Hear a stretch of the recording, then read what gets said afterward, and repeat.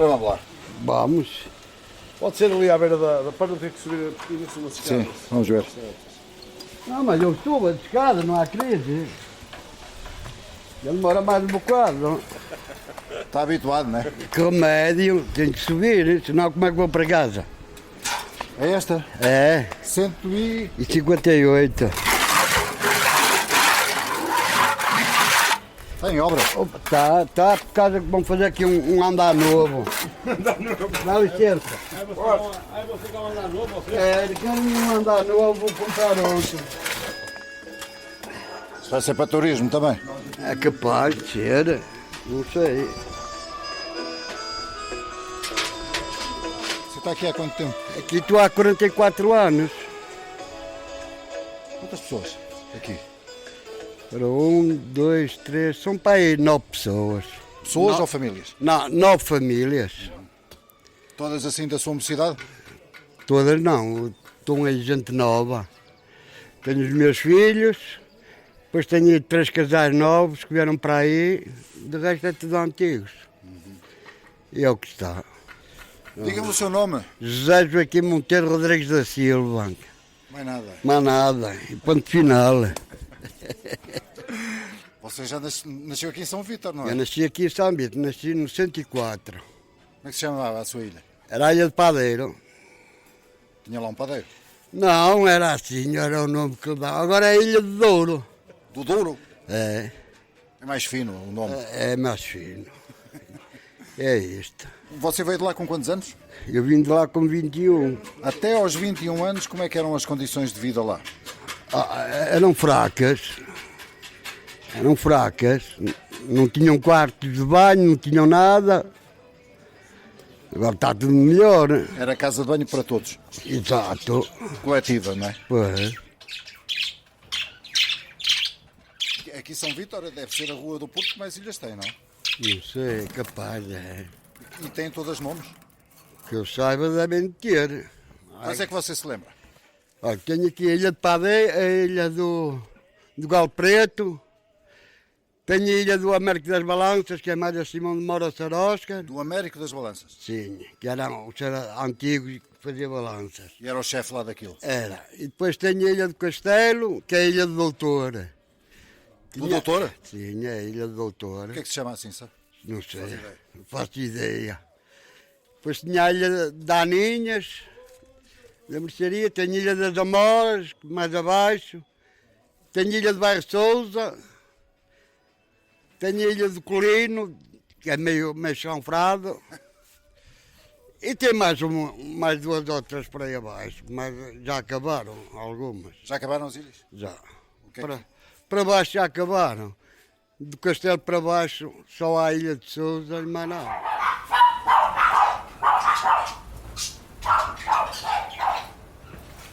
O barulhinho tinha que haver todos os dias. Barulhinhos? Pois. O que é barulhinhos? É barulho de discussão. É?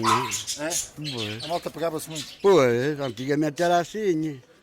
Então da travessa para cima era sempre a aviar. Mas a malta no fim dava-se toda bem, ou não? Dava-se toda bem.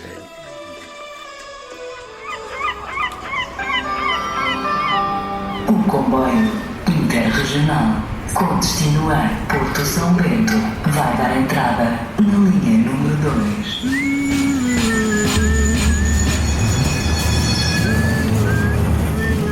No meu tempo de menino e moço, esta rua estava cheia de pessoal. Muita canalha, não faltava canalha. Nós deixámos um carro estacionado naquela coisa antiga que até diz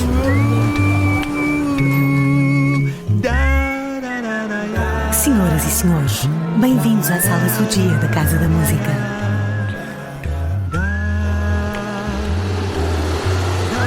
Agora estamos aonde? No Ilírio. Cristina Trindade. Ai, não. Depois vamos Histórias do Porto.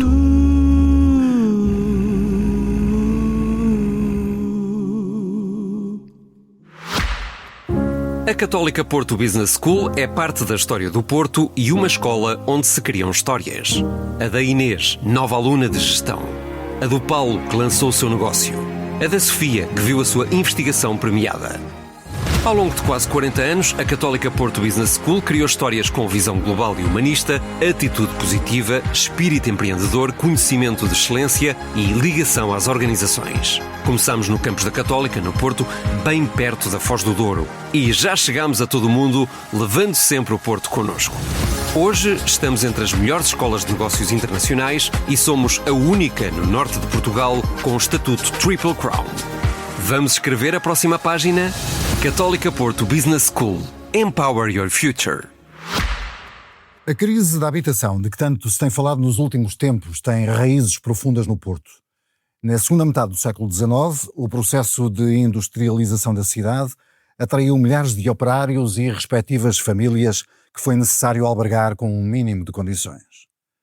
São desse tempo as primeiras ilhas do Porto, corredores imensos de habitações precárias, construídas nas traseiras e nos quintais da cidade, onde se amontoavam famílias inteiras, famílias numerosas, a maior parte das vezes sem um mínimo de condições de segurança e salubridade.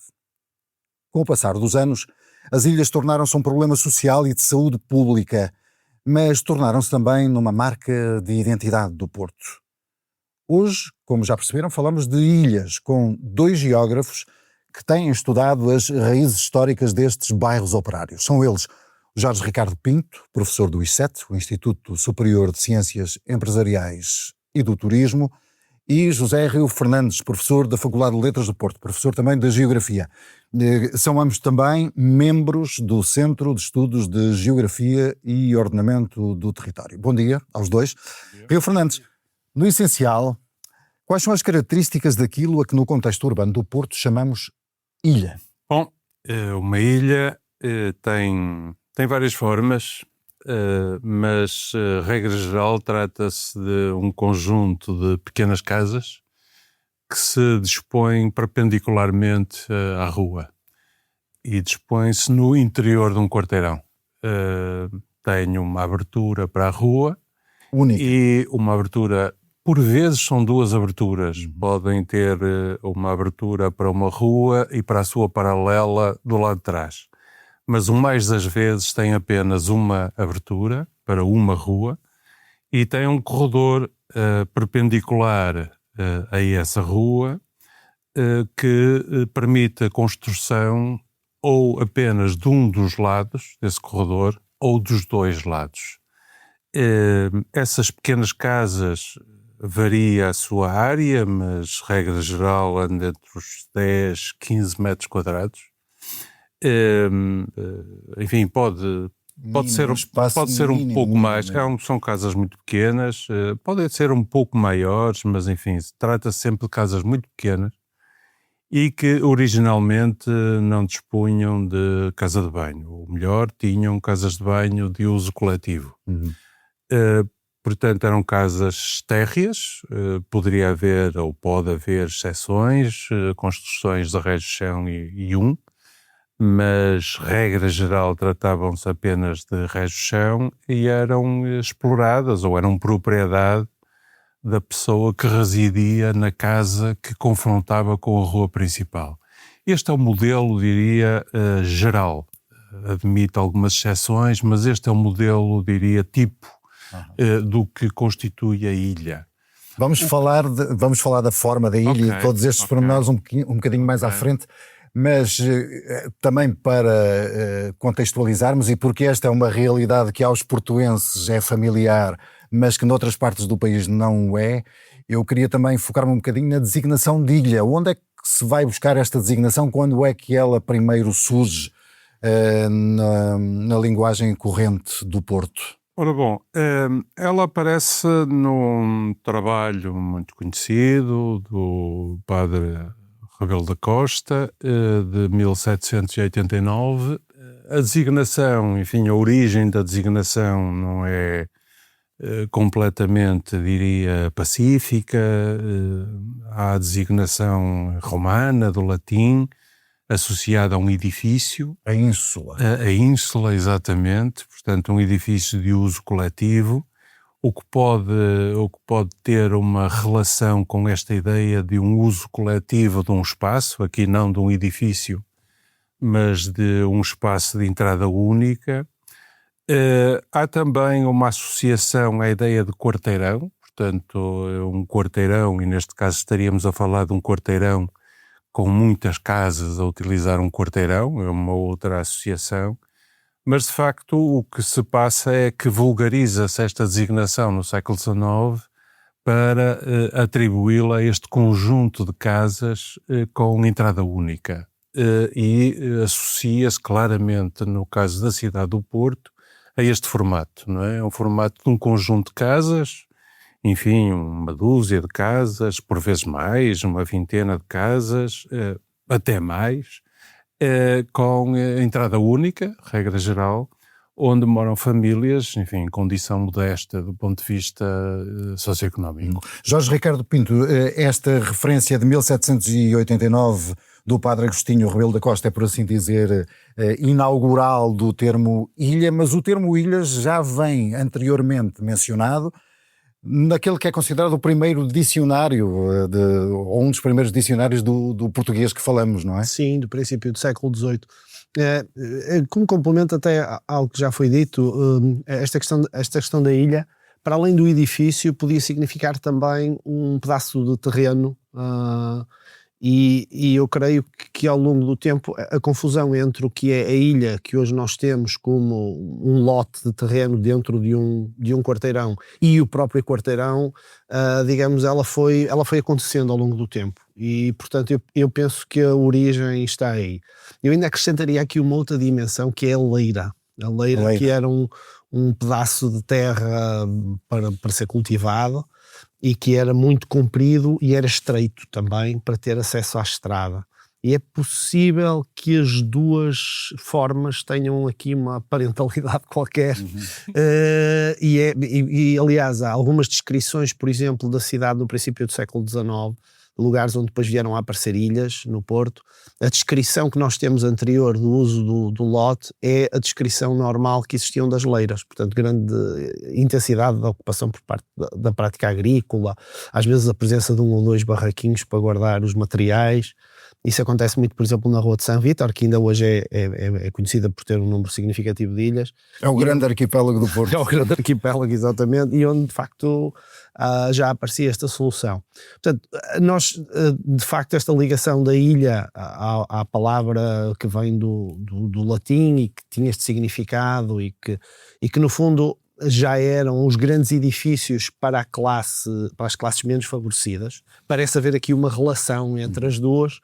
E a própria ideia da forma, não é? Quer dizer, a forma como parte que ajuda a explicar o nome ilha, não é? Portanto, aquela ideia do pedaço de terra rodeado de água por todos os lados, neste caso é um pedaço de cidade rodeado de ruas por todos os lados numa primeira fase, portanto esta ideia de quarteirão, e depois mais tarde transforma-se na ideia de lote, porque de facto aquilo cria uma espécie de uma rua também, não é? Porque o corredor central, embora não seja propriamente fácil para circular de automóvel, impossível, a maior parte das vezes, para não dizer impossível, cria de facto ali uma unidade que eu penso será a razão do transporte do nome para essa ideia de ilha, não é?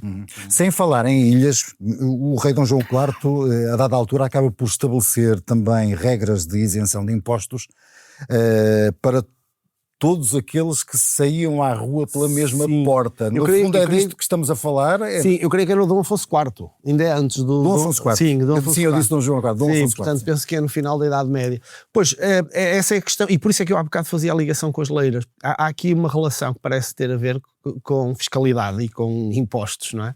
Ou seja, quanto mais larga fosse a fachada, maior era o imposto. E não era só aqui, era um pouco por toda a Europa isso acontecia. E por isso é que nós também vemos que a forma, quer dizer, a repetição do loteamento, a largura de 5,5 metros a 6 metros, ela é repetida em cidades, sei lá, por exemplo, do que são os Países Baixos, Antuérpia ou Bruges, e vemos modelos, e mesmo em Itália, não é? E, portanto... Há que introduzir aqui um outro elemento, peço desculpa, que é, digamos, durante muito tempo, os elementos de construção eram fundamentalmente a madeira. E não era fácil também encontrar torres de madeira, digamos, com um comprimento suficiente para ultrapassar os 5,5 metros e 6.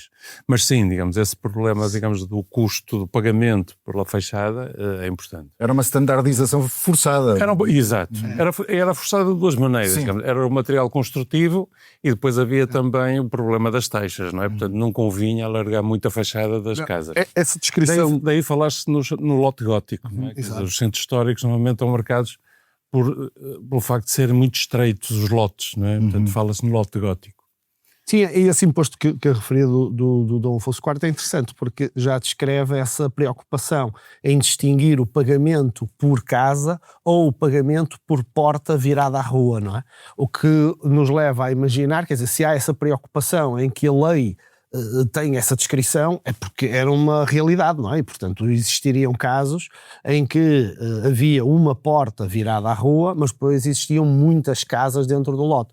Ora, esse, de uma certa forma, é o modelo da ilha, não é? O tal modelo variável, como acabou de ser explicado, mas que parece já estar aí antecipado na lei do final da Idade Média. Sim. E depreendo das suas palavras, um modelo de organização urbana importado, portanto não é propriamente uma característica do Porto. As ilhas não são características do Porto. Aliás, há ilhas noutros pontos do país, não há esta profusão de ilhas como houve no Porto. Não é? Sim, para mim até é um pouco complicado às vezes discutir essa questão, porque, repara, as ilhas têm uma variedade muito significativa de formas, quer dizer, a forma essencial foi descrita, não é? Portanto, é o lote comprido, não é? O corredor, e que às vezes tem uma casa de um lado, que tem casas apenas de um lado, às vezes tem do outro, às vezes a rua contorna um bloco central, também acontece, não é? Um bloco de casas costas com costas.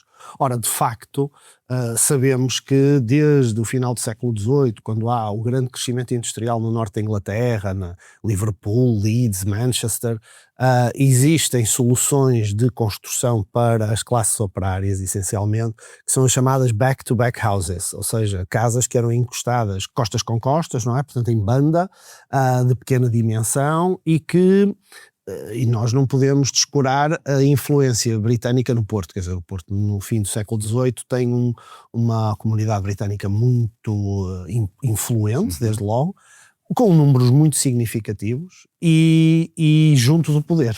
E, portanto, há aqui vários aspectos que nos permitem imaginar que soluções que têm, de facto, alguma similitude com as ilhas possam ter origens até no norte da Europa. Embora eu também gosto de desdramatizar isso, porque no fundo o terreno é o que é, não é? Quer dizer, era o tal lote comprido. Em alguns casos, na Rua da Torrinha temos casos em que praticamente são quase 100 metros de comprimento, que é uma coisa absolutamente louca, não é? Portanto, muito comprido. As soluções também não são muitas, não é? Quer dizer, não há espaço, não é preciso ser muito criativo nem ir buscar grandes influências para perceber a melhor forma é encostá-las umas às outras e criar um corredorzinho no meio que permita a distribuição. Portanto, sim, mas há uma questão importante que eu acho que tem associação exatamente à questão da morfologia, não é? Da dimensão dos terrenos e das soluções que aparecem. Porque, por exemplo, em Lisboa é muito mais frequente a solução chamada do pátio, não é? Quer dizer, em que as casas se dispõem em torno de um espaço, digamos, livre, comum, não é? Parece como se fosse uma praça. Então, como se fosse uma praça interior, exatamente. Que no Porto também existem situações destas, mas muito raras, diria. Aqui é mais o corredor mesmo. Está-me a ocorrer a Rua das Aldas, que é um pouco essa situação. Na zona da Sé. Na zona da Sé, exatamente. Que é uma situação, julgo, bastante antiga e digamos, que tem essa solução, não é? Sobe-se umas escadinhas e temos pequenas casas dispostas em torno de um espaço livre comum, mas são relativamente raras. Assim como o back-to-back puro, vamos chamar assim, também é bastante raro no Porto, quer dizer, nós não temos situações dessas. Nós tínhamos, curiosamente, uma ou duas. Os dois casos que referiu, numa promoção da família Pacheco Pereira, na Rua de Vilar e Rua de Entre Quintas. Rua de Vilar, exatamente. O bairro de Entre Quintas, que era mais ou menos pátio, não é? Até tinha um poço no meio. Sim. E ao lado, o bairro de Vilar, que tinha o back-to-back. Tinha o curioso, não é? Puro, exatamente. E quase encostadas uma à outra. Exatamente. Quase encostadas uma à outra. Mas no Porto, de facto, este modelo ilha, não é? Que, enfim, que procuramos descrever, embora tenha variantes, não é? De facto, como disse, o que mais marca é a sua repetição, é a sua dimensão, não é? Atinge uma dimensão brutal no final do século XIX. Chega a haver 13 mil pessoas a viver na ilha, segundo os recenseamentos da altura. Não é? Enfim, possíveis. Exatamente. Chega a estimar-se a existência de 50 mil pessoas, o que equivaleria... 50 mil, ainda mais 50 mil, o que equivaleria... Eu faria o recenseamento equivaleria de fim de século. 30% da população do Porto. Julga-se que há aqui algum exagero, mas enfim, é o que é dito nos trabalhos... A verdade é que a população do Porto, entre 1864 e 1900, duplicou. Exatamente. Praticamente duplica. E entre 1864 e 1890, portanto estamos a falar de 20 e tal anos, aumenta 75%. Portanto são de facto crescimentos brutais. E estes crescimentos brutais, é disso que estamos a falar quando se fala em Manchester, Liverpool, Leeds, enfim, várias cidades industriais, que se industrializam de resto mais cedo que o Porto. Ocorre sempre isto, ou seja, quando há um crescimento muito grande da população, a cidade tem muita dificuldade em responder, sobretudo num contexto em que não há transportes públicos capazes de permitir que a cidade espraie, não é? Em que as pessoas possam morar a uma certa distância do seu local de trabalho. Portanto, elas vão concentrar-se, não é?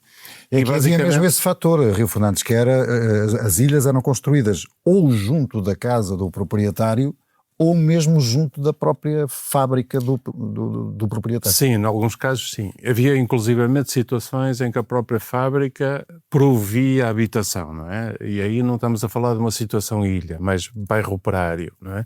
Que normalmente também eram pequenas casas, em banda, mais ou menos standardizado. Alguns exemplos, mas aí raramente se fala em ilha. Alguns exemplos aqui do Porto? Olha, há um caso até de uma ilha onde morava o Germano Silva, não é? Ali junto à Têxtil, como é que se chama? Cruzinho. Não é? A Ilha do Cruzinho, na Galiza, não é? Mas há residências operárias, por exemplo... Fábrica de Salgueiros. Na fábrica de Salgueiros, exatamente, junto à Constituição, não é? Na Rua Constituição, enfim, já demolida. Havia várias residências operárias associadas a algumas indústrias. O Porto até nem é uma cidade onde essa relação direta entre a fábrica e a casa seja imediata, ou seja, a relação é geográfica, há proximidade, mas não é como noutras cidades em que o industrial produz as casas para os seus trabalhadores. Estou-me a lembrar, no caso da Vista Alegre, por exemplo, por acaso é um homem aqui do Porto, é um Pinto Basto daqui do Porto, mas na verdade não é muito comum no Porto, ou seja, apesar de tudo havia uma certa separação. Agora, o que acontece é que por motivos geográficos essa proximidade acaba por ocorrer naturalmente. A maior parte dos trabalhadores que trabalhavam nas tecelagens ou na afiação ou nas cerâmicas ou nos tabacos ou nas chapelarias, quer dizer, eles não podem ir muito, muito longe porque eles têm 10 a 12 horas de trabalho por dia, violento, na fábrica. Jornada longa. Não têm dinheiro para transportes públicos. Portanto, que também não existem propriamente. Não é? No fim de 19 começam a aparecer umas soluções, mas que não é para aquela bolsa, não é? E, portanto, não vão viver do outro lado da cidade. Tem que ser na proximidade, não é? Isso é muito... Quer dizer, isso percebe-se bem. Nós fomos fazendo alguns trabalhos em que isso se tornava óbvio. O caso, por exemplo, da relação ali no Campo 24 de Agosto, há uma grande concentração de selagem e de tabaco, curiosamente, no fim do século XIX, e depois à volta nas ilhas que estão ali naquela área, vemos imensos manipuladores de tabaco, cigarreiras, não é? Portanto, gente que afiadeiras, brunideiras, portanto, gente que trabalha claramente ou na ligação com a fiação e a tecelagem, ou gente que trabalha nas fábricas de tabaco. O Bonfim é dessa zona que estamos a falar quando evoca o Campo 24 de Agosto, era inicialmente a grande zona industrial do Porto e por essa via também a zona de maior profusão de ilhas no seu início. Sim, há sempre esta ideia e eu acho que é importante referir que há uma espécie de uma segunda muralha do Porto, ou terceira muralha do Porto, que é uma muralha industrial que aparece ali a partir de meados do século XIX e que está de facto, vai a Lordelo do Ouro, tem presença na parte alta de Sedufeita, aparece na parte alta de Santo Ildefonso, não há dúvida nenhuma. Mas quando nós vamos analisar os dados dos inquéritos industriais, desde logo, ainda antes até da chegada do comboio, os inquéritos industriais de 1845 e 1852, e o Bonfim já se destaca. Portanto, não há dúvida nenhuma que, mesmo tendo em consideração essa dispersão pela área de expansão da cidade em meados do século XIX, o Bonfim tem uma grande concentração. Não é por acaso que ainda hoje o brasão do Bonfim tem 3 fornalhas, não é? Quer dizer, há ali uma dimensão industrial muito forte. E de facto, pelas razões que há bocado nós referimos, naturalmente aquela área também está especialmente propensa à presença de ilhas, porque era a solução mais barata, uma solução que estava disponível pela profundidade do lote e uma solução que agradava àqueles trabalhadores que tinham ali o seu trabalho. Em muitos casos, gente que vinha do campo, que vinha de Amarante, Baião, Penafiel, Paredes, quer dizer, que vinha de concelhos com alguma distância do porto e que, portanto, precisavam de uma solução rápida, e as ilhas eram uma solução barata, rápida, próxima ao trabalho, portanto, com alguma, digamos, eu não queria dizer conforto, mas, enfim, adequada às circunstâncias em que a pessoa vivia. Rio Fernandes, é possível localizar a primeira ilha do Porto? Sabe-se qual foi a primeira ilha? Eu não sei. E creio que não é possível. Não. Creio que não é possível identificar, não. Não creio. E o primeiro grande arquipélago? Será no Bonfim? Como já tínhamos visto? Claramente que há condições muito propícias, como foi dito, naqueles quarteirões que têm maior dimensão, lotes estreitos, portanto, lotes estreitos e profundos, digamos, têm todas as condições, têm todas as... Estão mesmo a pedi-las. Estão mesmo a pedi-las. Ou seja, repare, pedilhas.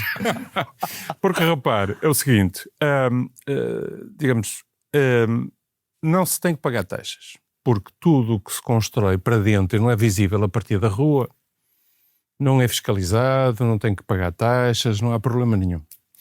O que introduz uma certa, não se esqueça do que vai dizer, mas introduz aqui uma certa clandestinidade também. Não, é legal, não há problema nenhum. Sim, mas de clandestinidade no sentido em que o que está lá dentro é à vontade do freguês, como se costuma dizer, não é? Até hoje, a percepção que eu tenho é que a nossa legislação, quando comparamos, por exemplo, com a legislação do centro da Europa, do norte da Europa, protege muito o proprietário. Não é? Quer dizer, se eu quiser ter eucaliptos, ninguém tem nada com isso, nem ninguém entra no meu terreno para limpar o meu terreno se ele estiver sujo. Só entra se houver incêndio, aí já não precisa pedir autorização ao proprietário. Sim. É curioso, não é? Portanto, digamos, a nossa legislação protege muito o proprietário. E, portanto, se não incomodar quem passa na rua, posso fazer lá o que quiser. Portanto, é assim a legislação. Portanto, se eu tenho um terreno enorme, que tenho com galinhas ou com porcos, como era muito habitual na época, rende muito mais do que vender porcos e fazer umas tripas, eu fazer lá umas casitas. Não investo muito, as casas são de materiais baratos, regra geral, enfim, algumas de pedra, mas muitas delas são de materiais muito baratos, e ponho-me a alugar aquilo. O agente pobre, é verdade, pagam pouco, mas todos somados aquilo dá dinheiro. A casa de banho é única, ou quando muito ponho 2, para aquela malta toda, aquilo dá-me um dinheiro ótimo. Portanto, se eu tenho lotes profundos, aquilo rende-me. Portanto, e há procura. Há procura porque está a chegar gente ao Porto digamos, em grande quantidade. Já vimos isso, não é? A população duplica em 30 e tal anos. Onde é que as ilhas vão surgir? Eu diria que as primeiras ilhas, enfim, não sei qual é a primeira, mas as primeiras ilhas irão acontecer em lugares onde esses lotes são estreitos e profundos e as pessoas tiram de rendimento. E depois haverá o processo de multiplicação, quer dizer, a partir do momento em que alguns começam a ter este rendimento, os outros apercebem-se do negócio. É um mercado a funcionar. É um mercado a funcionar. Veem que aquilo funciona, também quero fazer uma coisa igual e a coisa multiplica. Não é? Era uma espécie de Airbnb da época. Exatamente. Só que já não para turistas, mas para operários. O Airbnb nós conseguimos identificar o primeiro, Rua Valformoso. Okay? Tenho um trabalho sobre isso. Agora, ilhas não é possível, quer dizer, identificar a primeira. Mesmo porque, repara, a própria tipologia da ilha nós não conseguimos estabelecer. Sim, convém dizer que isto não há aqui traço de arquiteto em nenhuma das ilhas, não é? Pois, julgo que não, quer dizer, julgo que não. Ou eventualmente houve um que desenhou uma vez e depois deu o projeto para outros locais. Quer dizer, vamos lá ver, a própria designação de arquiteto não é fácil de fazer antes de haver escola de arquitetura, não é? Quer dizer, Mas na altura já havia arquitetos aqui, os ingleses já tinham trazido para cá vários arquitetos famosos. Mas não estou a ver. Para desenhar o Santo António e a reitoria da Universidade do Porto. Esses arquitetos eruditos do século XIX a fazer ilhas, não é? Portanto, enfim, não seriam arquitetos formados seguramente, nem esses arquitetos eruditos que só faziam grandes edifícios a fazer ilhas. Portanto, seria seguramente quase autoconstrução. Não era autoconstrução, porque aqui, ao contrário de barracas ou esse tipo de soluções de autoconstrução, que normalmente nós dizemos que são construções ilegais, aqui não. Aqui são construções legais, eram feitas à face da lei e era o próprio proprietário que as encomendava, não é? E, portanto, era uma lógica de arrendamento. Quem lá morava não era proprietário da sua casa. Claro que isso ao longo do tempo evoluiu. Nós hoje verificamos que, em alguns casos, algumas das casas foram adquiridas por aqueles que eram arrendatários das casas, não é? Mas na sua origem trata-se de um processo eminentemente capitalista, não é? E é muito interessante nós vermos como é que este processo, digamos, tem muito a ver também com a própria alteração da legislação e do contexto socioeconómico, diríamos, que a partir de 1834 incentiva muito o próprio florescimento do capitalismo e o abandono, digamos, das grandes propriedades eclesiásticas e dos senhores proprietários da terra, não é? Dos terratenentes, e começa a ser incentivado este empreendedorismo, diríamos na linguagem de hoje, não é? Do pequeno proprietário de ter rendimento, de ficar rico, não é? Portanto, há aqui também um contexto da época de ganhar dinheiro, não é? Quer dizer, ganhar dinheiro é bem visto, é uma coisa importante, interessante, e a terra deixa de ser vista como um bem que passa de pai para filho e passa a ser visto muito mais como um produto, como qualquer coisa a partir da qual nós temos rendimento, não é? E há processos de loteamento e há processos de rentabilidade do solo, não é que não existissem antes, mas isso passa a ser muito mais vulgarizado, não é? E a ilha também tem que ser pensada neste contexto, não é? De afirmação do capitalismo. A par disso, temos um processo de êxodo rural, portanto, de gente que vem do campo para a cidade. Portanto, é um processo de urbanização brutal, que acontece em toda a Europa associado à dita Revolução Industrial, não é? Portanto, fábricas em grande número e em grande dimensão a precisarem de gente. E gente a viver miseravelmente no campo, em que a cidade é atraente. Mesmo que vão viver, enfim, continuem a viver miseravelmente, apesar de tudo, é uma esperança. A cidade é uma esperança. Sim. Continua a ser. Aliás, ainda hoje é isso que eu ia dizer. Hoje, não é? A cidade é sempre um lugar de esperança. Tem sido. Aliás, vê-se o esvaziamento continuado a cidade é um lugar de do meio rural, não é? Do espaço rural. A cidade é sempre um lugar de esperança, não é? Quer dizer, permite sempre uma maior diversidade de oportunidades. E isso é muito claro no século XIX, ou até já no século XVIII, na Inglaterra. Enfim, é sempre claro ao longo do tempo. Menos na Idade Média, talvez, em muitos contextos. E, portanto, as pessoas saem do campo para a cidade, mas saem em grande quantidade. E depois, com o comboio, as coisas ainda ficam mais facilitadas e alargam-se mais. Sim, convém dizer que em 1877 tinha trazido ao ponto Maria Pia e antes já havia a estação de Campanhã que estava a desenvolver toda aquela zona. Exatamente. E isso também se associa, de alguma forma, a este crescimento maior do lado oriental, certo, do ponto de vista da chegada da população. Pelo menos numa primeira fase, não é? Depois, tanto quanto sei, corrigir-me se estiver errado, mas as ilhas depois vão chegando para o outro lado da cidade, não é? As ilhas estão em todo o lado da cidade, ok? As ilhas estão em todo o lado da cidade. E continuam a existir, na Rua de Campo Alegre, na Rua 5 de Outubro, enfim, em vários sítios.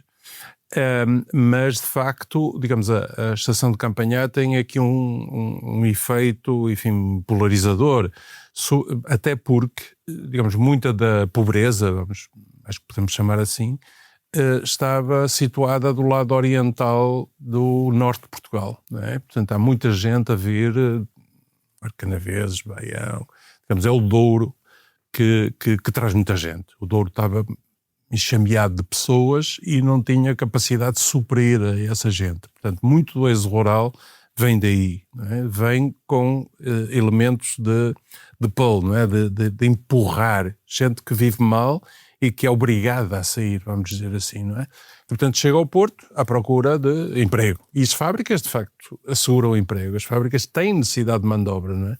Trata-se de grandes unidades fabris a precisar de muita gente. A questão... A imigração, com I sempre, não é? Neste caso é uma imigração interna. Mas lá está, de qualquer maneira, traz ao Porto os operários que o Porto não tinha. Não é muito diferente do que se passa hoje. É isso. Eu estava a tentar fazer a ponte precisamente para o que temos hoje. E depois o que se passa é que cria-se um problema de habitação. Quer dizer, se temos um acréscimo muito grande, como é que se aloja as pessoas? Não é? Como é que a cidade responde ao facto de duplicar a sua população? Sobretudo quando não tem condições de mobilidade, as pessoas não podem ir para as periferias, não é? Como é que responde? Responde basicamente, ou melhor, só responde de uma maneira, que é densificando-se. E vai densificar nos edifícios pré-existentes, na Ribeira, na Sé, na Vitória, aqueles edifícios que eram só de uma família, passam a ter 5 ou 10 famílias, não é? Em que normalmente a família burguesa sai para a Cota Alta, para o Planalto, cá para cima, para Cedo Feito, enfim, para áreas mais arejadas, para as ruas regulares, retilíneas, algumas até arborizadas, fugindo de condições higiênicas menos boas, e esses edifícios, enfim, tornam-se colmeias, não é? Ficam hiperdensos. E isso chega até 74, até 80, se quisermos até. E a outra resposta é continua a ser densificar, mas é densificar para dentro dos quarteirões. E temos as ilhas, não é? Fundamentalmente as ilhas. Ricardo, e esta gente que vem do campo, de alguma maneira, procura replicar aquilo que era o campo também, em muitos aspectos, não é? O Rio Fernando já falava do porco e das galinhas e também da horta, quando era possível, não é? Sim, sem dúvida. Há aqui várias coisas que foram ditas que apetecia-me dizer mais alguma coisa sobre ela. Mas posso começar por aí, sim, de facto. Isso é muito interessante até do ponto de vista da preocupação que vai gerando na política da altura, a política municipal, vamos dizer assim, aquilo que eram as posturas. Era, por exemplo, proibido criar porcos no Porto desde o final do século XVIII. E portanto, precisamente porque havia a ideia dos problemas e das doenças que daí decorriam. E todavia há inquéritos no final do século XIX à procura de animais, porque havia queixas, não é? Portanto, apareciam queixas a dizer: o meu vizinho tem ali uma vara de porcos no quintal. E na parte ocidental da cidade, portanto, não esse Bonfim de que estávamos a falar, mas na parte aparentemente mais resiliente, não é? Numa dessas vistorias apareceram mais de 700 porcos, quer dizer, portanto, que é uma coisa absolutamente notável. É muito comum, se folhearmos os jornais do século XIX, encontrarmos, por exemplo, perdeu-se um burro, perdeu-se um cavalo, quer dizer, portanto, eu até às vezes gosto de lhe chamar uma certa ruralização da cidade, que é uma expressão aparentemente um bocado contraditória. Que ainda existia, de facto, a zona de Ramalho, por exemplo, era uma zona sem dúvida, sem dúvida. À época. Mas mesmo, não era quase Porto, na altura, não era visto quase como... Aliás, só será integrado no município do Porto já no fim do século XIX. Sim, mas mesmo no centro da cidade se sentia esse ambiente. E de facto o Porto acaba por isto, porque reparem, os números são bastante elucidativos para isto. Nós, por exemplo, temos muita ideia de que o comboio é o grande motor de tudo isto, e eu pelo menos durante muito tempo disse isso, não é? Que o comboio era o grande motor de tudo isto e que as ilhas eram um fenómeno da segunda metade do século XIX no Porto. E aquilo que nós hoje sabemos é que nem uma nem outra coisa são completamente verdade.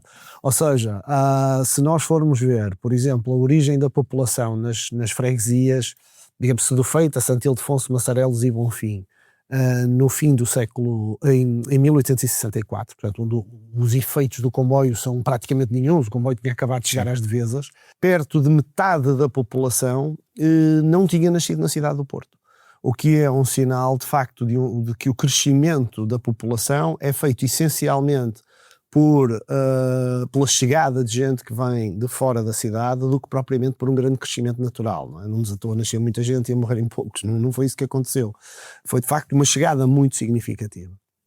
E um outro dado interessante nós podemos constatar no livro do aboletamento, não é? Portanto, um livro que foi realizado para... O aboletamento, já agora convém explicar, tem a ver com a instalação de tropas. Exatamente. Portanto, o acordelamento quase, fora de quartéis, neste tal caso. E qual, não é? Portanto, durante a Guerra Civil, não é? A chegada das tropas liberais à cidade do Porto em julho de 1832, e depois é necessário instalar essas tropas, e portanto é feito um levantamento muito exaustivo da cidade, tentando perceber as diferenças até entre as habitações, as que são de melhor qualidade para os oficiais mais graduados, naturalmente, e depois há também a identificação das ilhas, e de facto o número de ilhas já é muito significativo, há bocado falávamos da Rua de São Vítor, já há 13 ilhas na Rua de São Vítor.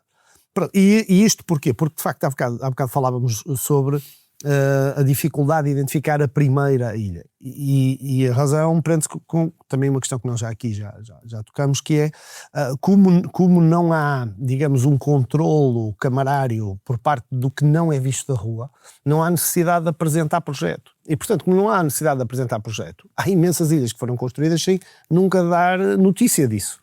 E, portanto, como é que nós sabemos? Bem, às vezes há um ou outro caso em que o proprietário da ilha ainda assim apresenta projeto, há alguns casos raros, e depois, às vezes, através dos registros prediais, há a descrição do lote e lá fala de umas casas ou umas barracas, que se usava essa expressão na altura, não no sentido que nós hoje temos, mas como uma casa mais simples. E, portanto, é um pouco difícil, por vezes, nós identificarmos, e impossível dizer qual foi a primeira ilha. Depois há aqui uma outra questão que acho que é interessante e que está relacionada com a própria, digamos, um certo padrão de organização da cidade. Isto talvez possa parecer muito técnico do ponto de vista da geografia urbana, mas eu penso que é relativamente fácil de explicar. Portanto, a cidade viveu durante muito tempo, ao longo da Idade Média e mesmo no período pós-medieval, muito concentrada dentro das suas muralhas. Aquilo que nós hoje chamamos o centro histórico, aquilo que está classificado como património mundial, não é? Portanto, aquela muralha do século XIV funciona ali, digamos, um limite da cidade, uma espécie de uma limitação também física de expansão da cidade. Mas muito cedo os espaços junto às portas das muralhas começam a ser urbanizados, e em particular as estradas que saíam dessas portas começam a ser urbanizadas, e portanto no final do século XVIII, quando a cidade já está para fora das muralhas, há uma pressão muito significativa, o Porto está num grande desenvolvimento económico, muito associado também ao vinho do Porto, à ligação ao Brasil, não é? A cidade é desenhada pensando nestas estruturas, não é? E portanto é aí que vão aparecer a Rua de Santa Catarina, ou que a Rua de Sedufeito é alinhada, e portanto o que é que acontece? A Revolução do Almada. Exatamente, o período almadino. Portanto, agora o que é que acontece? Estas vias, elas partem de forma radial da cidade, portanto a partir das portas, e vão criar uma espécie de urbanização em faixa, não é? Portanto, de estruturas que depois deixam interstícios que ficam durante algum tempo por urbanizar. Ora, se nós analisarmos onde é que estão as grandes concentrações de ilhas na cidade do Porto, elas vão aparecer nesses interstícios. É curioso. Portanto, nós não temos muitas ilhas na Rua de Santa Catarina ou na Rua de Sedufeito. Nós temos no miolo entre estas vias. É na rua, agora nem tanto, mas em tempos era, por exemplo, no tal livro de aboletamento isso fez-se muito bem, Miguel Bombarda, Rosário, Breiner, São Vítor, Gomes Freire, não é? Portanto, são os miolos, a Fontinha, portanto, são os miolos dessas vias onde as ilhas vão ter uma grande concentração. E só mais um aspecto, prometo ser rápido, tem a ver com esta questão da imigração. Às vezes não somos muito rápidos, mas... Não. Ainda estamos com algum tempo. Ainda temos tempo, ok. Falávamos da imigração ser interna, não é? Portanto, mas também há externa, não é tão significativa, mas por exemplo temos um número muito significativo de galegos a virem para a cidade, e portanto quando há bocado os aguadeiros, por exemplo, sim, há bocado quando falávamos dos ingleses como a classe alta, não é, dominante, quer dizer, os galegos não eram de todo dessa classe alta, não é? Portanto tinham, e portanto eles tinham de facto uma presença muito forte enquanto aguadeiros, mas não só, quer dizer, eles têm várias, aliás Sim, na restauração, da altura também, talvez nas a primeira, tabernas, não é? Sem dúvida, a primeira grande estrutura de hotelaria da cidade é montada por um galego, não é? A alquilaria Galiza, não é? Um galego, não é? Portanto, que alugava carruagens e cavalos. Mas normalmente tinham profissões modestas. Sim, não é? sim. E depois também há um número muito interessante de brasileiros. Há muitos portugueses que vão para o Brasil e regressam, portanto não são brasileiros propriamente dito, mas muitas vezes vêm casados com brasileiras, não é?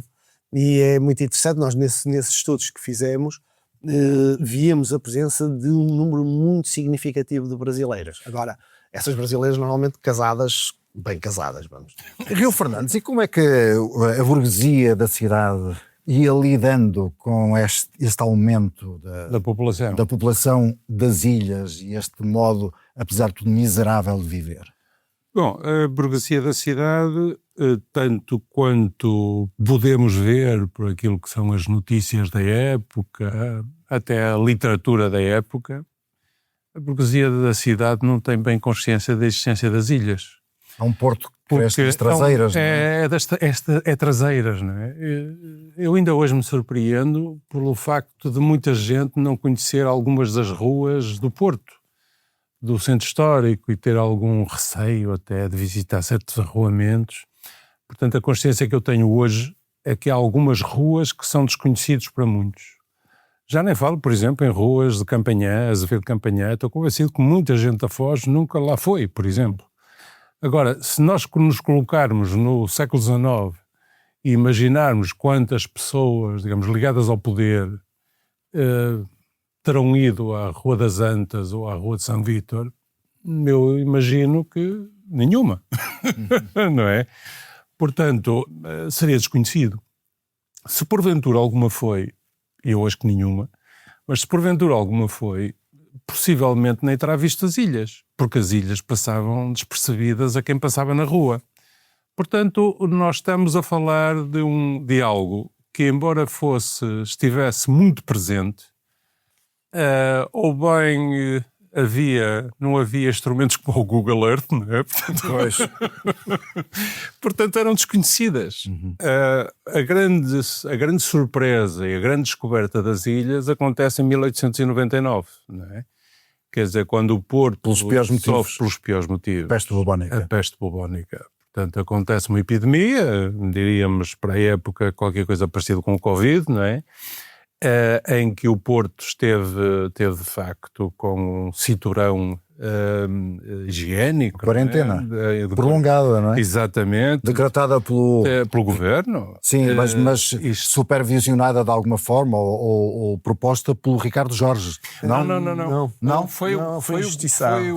Sim, ele acaba depois por ser expulso da cidade até, não é? Foi o governo central que, digamos, que obrigou, que decretou essa cintura e colocou mesmo militares. Tiveram embarcações de guerra no Rio Douro para vigiar que não houvesse movimentação de pessoas, nem de bens, da cidade, entre a cidade e outros municípios envolventes. Portanto, isso afetou imenso, digamos, as pessoas, desde logo, mas designadamente os industriais, os comerciantes, ou seja, as classes com poder, e isso é que despertou para o problema das ilhas. E despertou porquê? Porque veio a associar-se, bem ou mal, e tudo leva a crer que mal, as ilhas com este problema, portanto, a falta de condições higiênicas com a emergência de epidemias. Já agora, eu invocava aqui o Ricardo Jorge, higienista e médico de saúde pública, que foi, aliás, médico também do próprio município do Porto, no Dialbar do século XIX, e que falava e escreveu sobre os alvéolos imundíssimos das ilhas, úmidos e sem luz, acrescentando: pelas ilhas há verdadeiros morticínios de Herodes, os inocentes caem a eito. No fundo era um quadro negro traçado por este médico, que depois teve problemas no Porto por ter este tipo de posições e fazer este tipo de retrato. Deixe-me só dizer que, em nome, enfim, da verdade histórica, que tanto quanto foi possível identificar, o primeiro foco terá sido na Rua da Fonte dita Taurina, embora originalmente fosse Rua Fonte Aurina, na Ribeira, não é? Mas de facto depois deflagrou também nas ilhas, é verdade. Sobre o Ricardo Jorge, só dizer que ele é, quer dizer, ele é inocente. Aliás, ele fez o contrário, ele tentou impedir essa quarentena. Mas a informação, enfim, ainda hoje temos as fake news, não é? Mas a informação na altura, ou a imagem que as pessoas tinham, era que de facto ele tinha sido o principal responsável por isso. Portanto, queria só salvar aqui o Ricardo Jorge, não tem a ver com o meu nome ser filho dele, é só porque de facto ele é inocente. Aliás, ele sofreu, teve que se barricar em casa. Foi para Lisboa, e não voltou ao Porto, não é? Sim, voltou já para ser enterrado. Sim, depois. ele morava na Rua da Almada, não é? Sim, ele originalmente nasce na Rua Mártires da Liberdade, mas ele depois tem casa na Rua da Almada e pensa, posso estar aqui a meter água, na atual Antero de Quental. Mas eu posso okay. Aqui posso estar enganado. E eu queria acrescentar ainda outra coisa que está relacionada com este desconhecimento. Este desconhecimento da burguesia. Em 1885 faz-se no Porto uma iniciativa precisamente para tentar alertar a população endinheirada, vamos dizer assim, de uma realidade que lhe era completamente ausente, não é? Essa iniciativa é tomada por jornalistas, um jornalista chamado Emílio de Oliveira, pelo Dr. Ricardo Jorge também, por um bombeiro muito famoso na altura, Guilherme Gomes Fernandes, que já direito uma praça, não é? Que é uma figura que valia a pena explorar, não é a altura para isso. Talvez fique a sugestão aqui para as histórias do Porto. Ok, obrigado. E eles, de facto, o que fazem é eles imitam aquilo que teriam visto, presumo, a ser realizado na Inglaterra. Pouco tempo antes, em 1883, há um padre anglicano chamado Andrew Mearns que faz uma série de investidas nas áreas mais difíceis de Londres e ele deixa um conjunto de panfletos a explicar o que está a acontecer, portanto, a alertar as pessoas para o que estava a acontecer. E eu penso que é, talvez inspirado por isso, que este jornalista inicia esta demanda, não é? Portanto, cria uma equipa, eles vão visitar vários bairros, ilhas, nomeadamente, e as descrições são absolutamente tenebrosas, não é? Tenebrosas. É claro que, tal como nós hoje dizemos que o modelo é muito variável, seguramente existiriam ilhas em que as coisas não funcionariam assim tão mal. Aliás, percorrendo algumas das teses de curso de medicina do início do século XX, finais do século XIX, início do século XX, vemos o tema das ilhas a ser tratado e percebemos que há de facto alguma diversidade, não é? Alguma diversidade. Curiosamente, uma das piores de uma dessas teses era ainda de um ano-passado meu, porque é uma coisa que me deixa sempre um bocado assustado. Mas portanto, essas descrições de facto mostravam o estado difícil em que alguns destes bairros se encontravam. É curioso que esta mesma realidade do desconhecimento das classes mais abastadas desta realidade também não era só um fenómeno do Porto. Eu recordo-me que um famosíssimo livro do Friedrich Engels dos anos 40 sobre Manchester já falava sobre o profundo desconhecimento que as classes mais elevadas tinham desta realidade. Era quase como se a cidade de Manchester se tivesse transformado não numa, mas em muitas cidades, em que quem vivia numa área ficava circunscrito àquela área e, portanto, conhecia apenas aquela Manchester, aquela realidade, e os outros que viviam noutra área desconheciam totalmente a outra Manchester. E isso acaba por se explicar por razões que nós também já falamos aqui, que têm a ver com os transportes, não é? Com a mobilidade, com o trabalho intenso durante muito tempo, que não dava para grandes passeios pela cidade e, portanto, digamos que as cidades transformam-se num mosaico mais complexo, mais especializado no fim do século XIX, o que também permite a criação de algumas fronteiras invisíveis que depois não permitem, digamos, uma porosidade tão grande entre pessoas e entre lugares, não é? E o próprio poder político e o poder municipal parece também de alguma forma estar até determinada altura aliado deste problema. Fechava os olhos. Até que em 1903, se não me engano, a Câmara Municipal do Porto emite o Regulamento de Salubridade dos Edifícios Urbanos, que, entre outras coisas, tenta proibir, e digo tenta porque não consegue proibir a construção de novas ilhas, não é? Novos edifícios de ilhas. Sim. Não tem sucesso. Não. Vamos lá ver. Sim, a Câmara, digamos, na sequência epidemia, toma um conjunto de atitudes e tenta obviar a construção de novas ilhas, ponto 1, e ponto 2, vai tentar ao longo do tempo, e o poder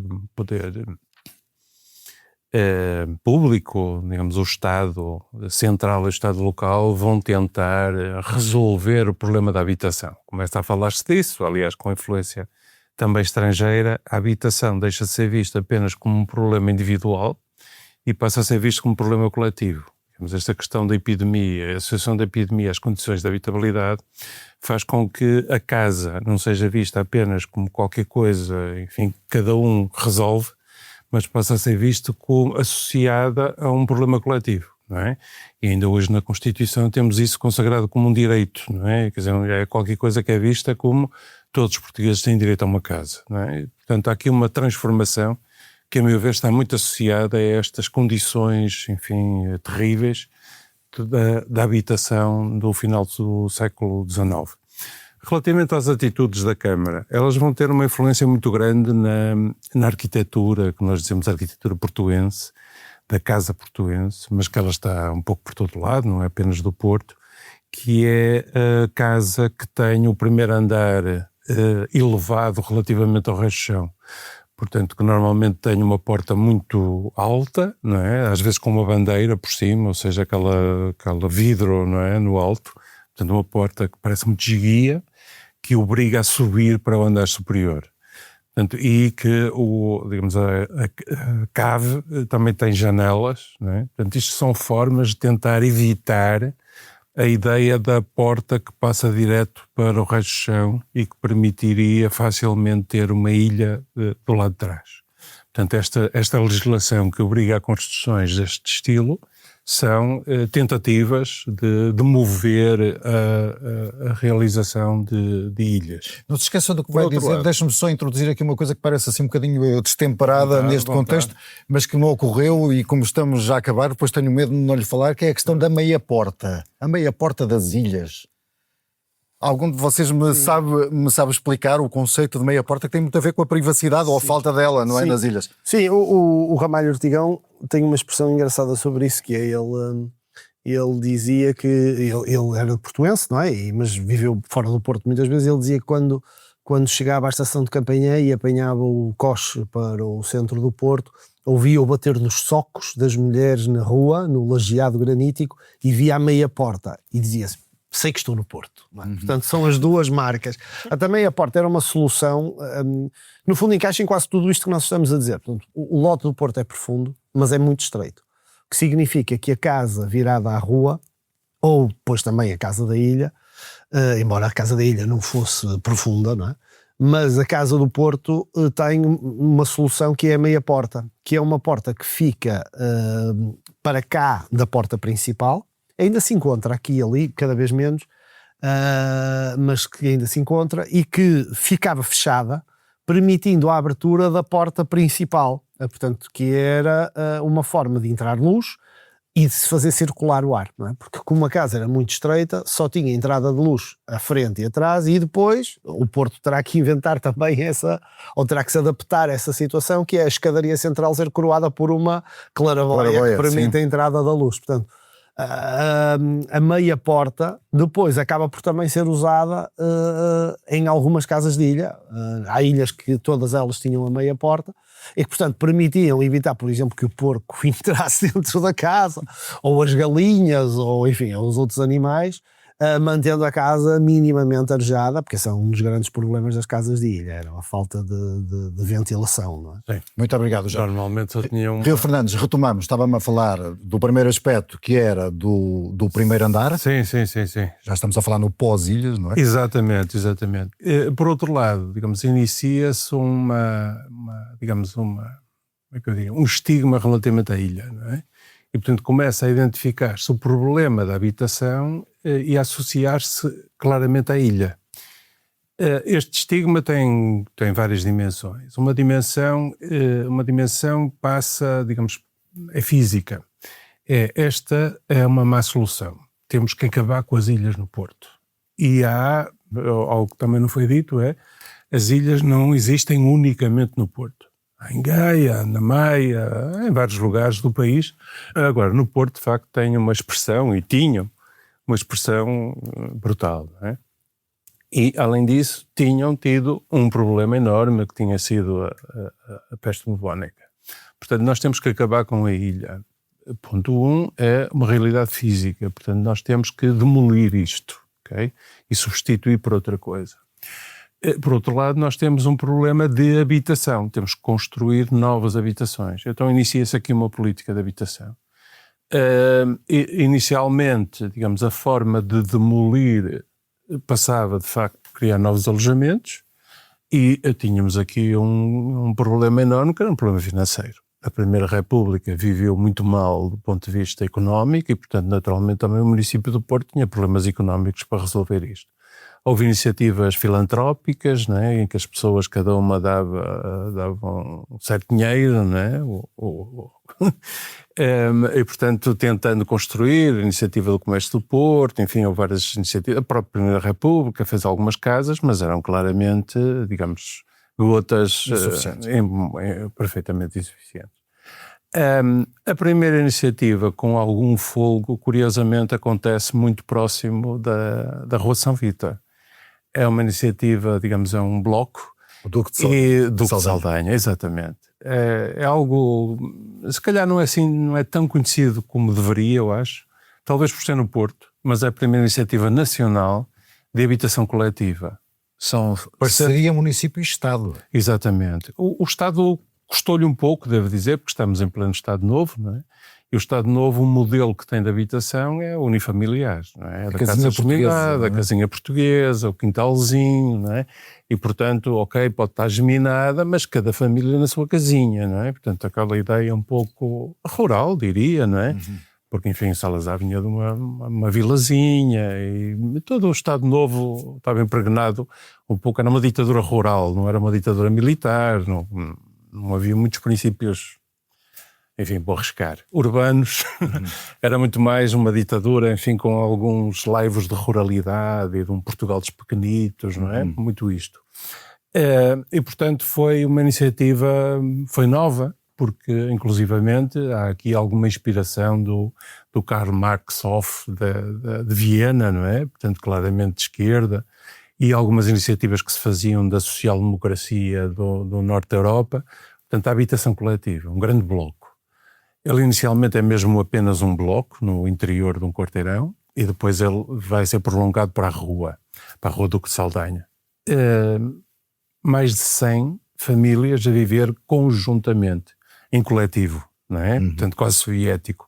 Claro que não é a cozinha única para todos, nem um infantário para todos, quer dizer, não é verdadeiramente uma vida coletiva.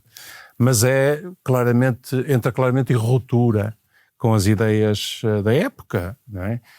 Mas não existe o modelo. Vingou no sentido de se replicar. Sim, de alguma forma, porque o que acontece é que se verifica que claramente este modelo é muito mais eficiente, ou seja, com menos dinheiro aloja-se muito mais famílias do que construindo pequenas vivendas. E é em melhores condições. E então vai dar lugar ao plano de melhoramentos. O plano de melhoramentos vai ser o responsável pela construção daquilo que no Porto chamamos os bairros sociais, não é?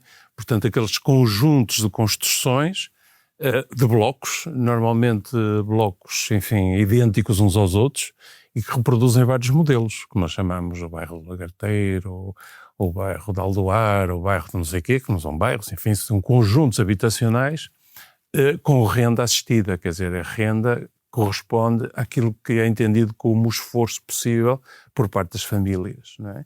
Portanto, nós chegamos tarde, em Portugal, a este apoio à habitação, devemos-lo em grande medida a esta primeira iniciativa de 1940 e devemos-lo em última análise, enfim, poderia acontecer de qualquer maneira, mas devemos-la no caso do Porto, ou se calhar no caso de Portugal, às ilhas e à peste bubónica, não é? Embora isto não seja determinista, quer dizer, se calhar se não tivesse havido peste teríamos mesmo nos bairros sociais, não é? Mas no caso português, digamos, a sequência é muito esta. E assim saímos das ilhas e entramos nesse mar profundo dos problemas de habitação em Portugal que ainda hoje subsistem. Hoje estamos perto das ilhas, não é? Com esta lógica do co-living, não é? Em que muita gente mora junto, só que num apartamento. Já. Claro. Bom, e termina aqui mais uma edição das Histórias do Porto. Hoje falámos de ilhas com os geógrafos Jorge Ricardo Pinto e José Rio Fernandes. Histórias do Porto é um podcast de autoria de Carlos Rico, com sonorização de Salomé Rita e genérico original das vozes da rádio. A coordenação é da Joana Beleza e a direção do Bernardo Ferrão. Siga-nos nas plataformas de podcast e nas redes sociais da SIC Notícias.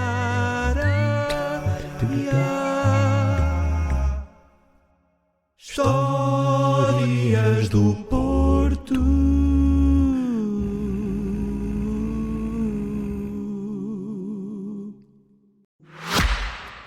A Católica Porto Business School é parte da história do Porto e uma escola onde se criam histórias. A da Inês, nova aluna de gestão. A do Paulo, que lançou o seu negócio. A da Sofia, que viu a sua investigação premiada. Ao longo de quase 40 anos, a Católica Porto Business School criou histórias com visão global e humanista, atitude positiva, espírito empreendedor, conhecimento de excelência e ligação às organizações. Começámos no campus da Católica, no Porto, bem perto da Foz do Douro. E já chegámos a todo o mundo, levando sempre o Porto connosco. Hoje estamos entre as melhores escolas de negócios internacionais e somos a única no norte de Portugal com o estatuto Triple Crown. Vamos escrever a próxima página? Católica Porto Business School. Empower your future.